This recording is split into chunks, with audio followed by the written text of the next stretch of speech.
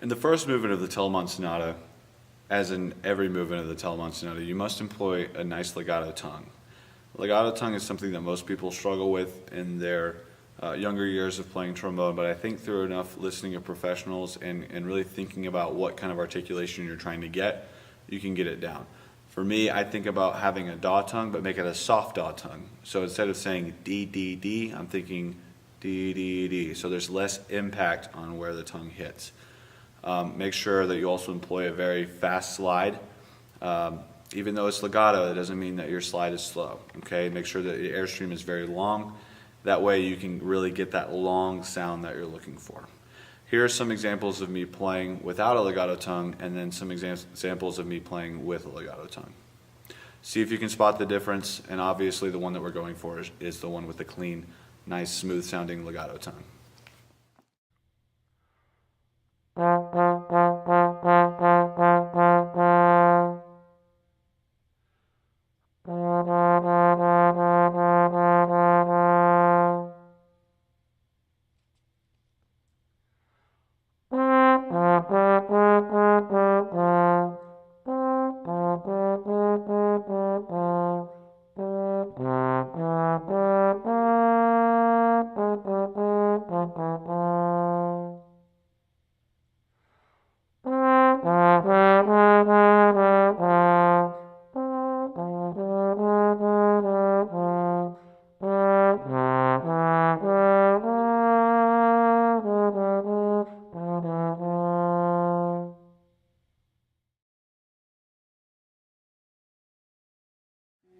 In this movement, as in every movement and every piece you'll ever play, phrasing is a huge aspect of what we try to do as musicians. Phrasing is how we connect with the audience. It's the way we tell our story.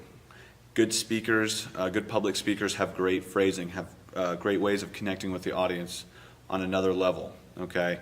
That's what we're trying to do whenever we add phrasing in, okay? For me, phrasing is having an arrival point in any given line, having an arrival point and then having a point in which you go away from that arrival point.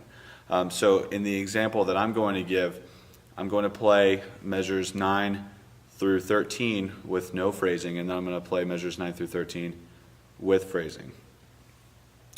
So notice how the one with phrasing, without phrasing, is very boring and bland, and the one with phrasing captures the attention. You got to utilize your dynamics. You can use some vibrato if you've learned how to do that. Really, it's just the way that you show conviction about what you're playing, and it gives the emotional side of the piece its life.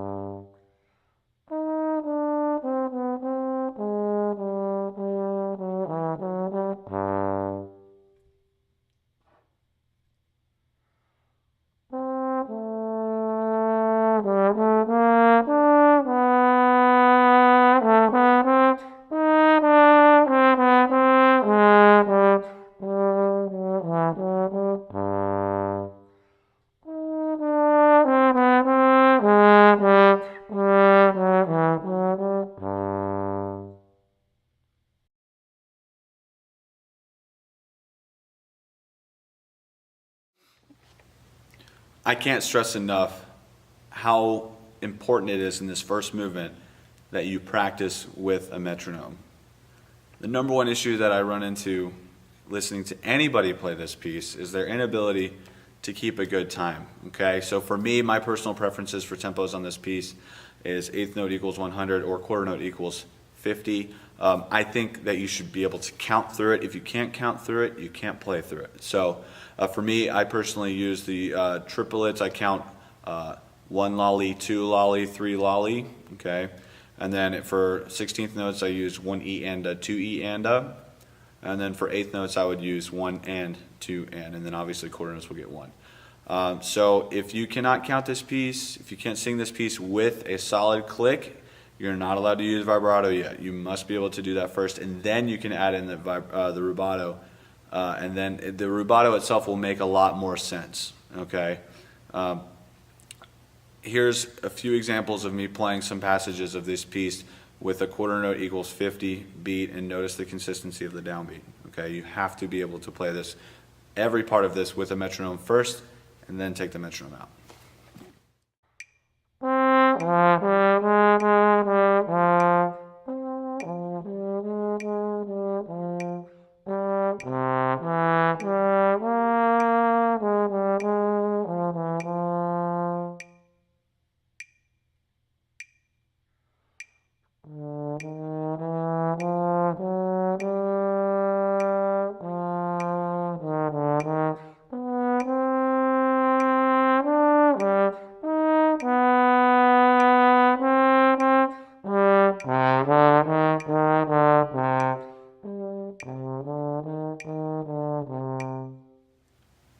Hey, I hope you enjoyed that video, that tutorial video over the Telemann Sonata.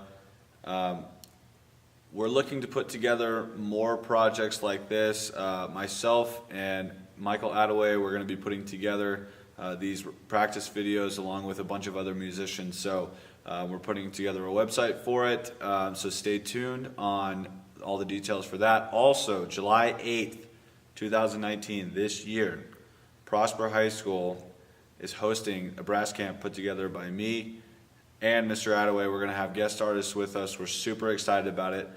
Book it in your calendar. It's important that you're there. Chamber music is the most important thing that you can learn as a brass player. Really what you do in orchestra and wind ensemble is you just play with a large brass group, and then you're accompanied by woodwinds or strings. So July 8th, 2019, Prosper High School Chamber Band Camp. You need to be there. Thanks for watching.